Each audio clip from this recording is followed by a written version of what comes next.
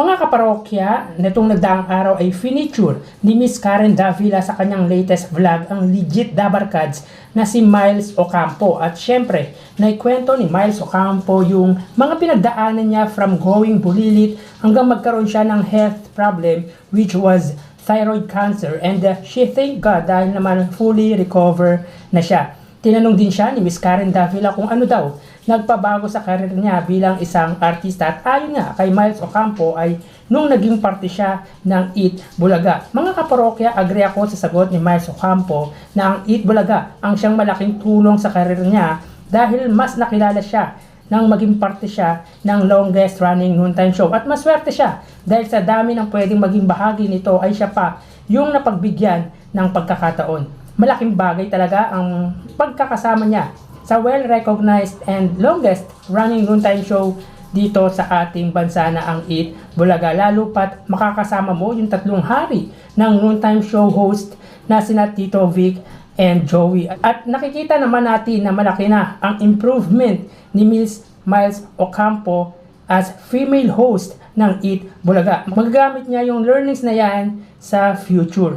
Panoorin nyo mga kaparokya yung full interview ni Miss Karen Davila kay Miss Miles Ocampo. So tara ating alamin ang online viewership ng tatlong noontime show. Para sa tahanang pinakamasaya, Undertape Incorporated Facebook page no, 327k followers. Sa Eat Bulaga Under TVJ Facebook page na may 1.9 million followers, at sa It's Showtime na may 16 million followers. So as of 1:32, ang tahanang pinakamasaya ay may kasalukuyang 389 live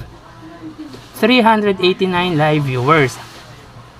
Ang Eat Bulaga naman po ay mayroong 8.6k live viewers, at ang It's Showtime ay mayroong 23k live viewers. So click po natin para po sa tahanang pinakamasaya, sila ay may 392 live viewers.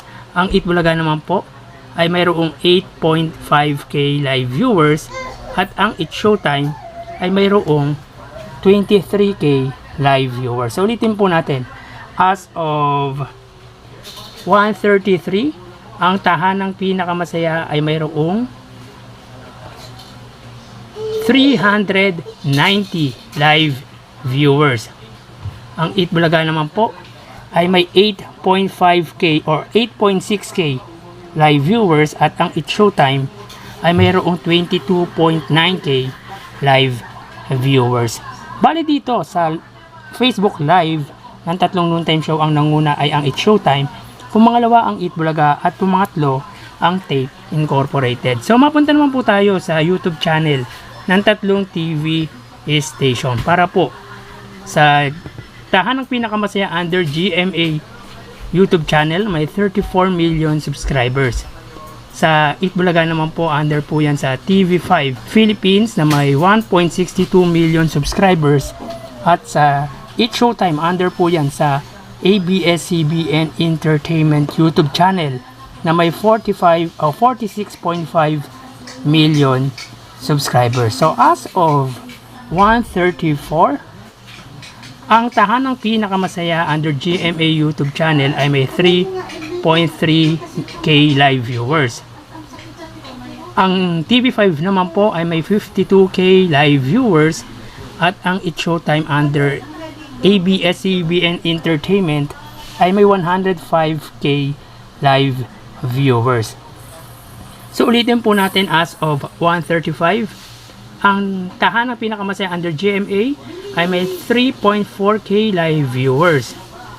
Ang Eat Bulaga under TV5 Philippines ay may 51k live viewers, at ang It's Showtime under ABS-CBN Entertainment ay may 105,000 live viewers. So bali dito sa TV Network YouTube channel, ang nanguna ay ABS-CBN, pumangalawa ang TV5, at pumangatlo ang GMA Network. So mapunta naman po tayo sa main YouTube channel ng tatlong noontime show.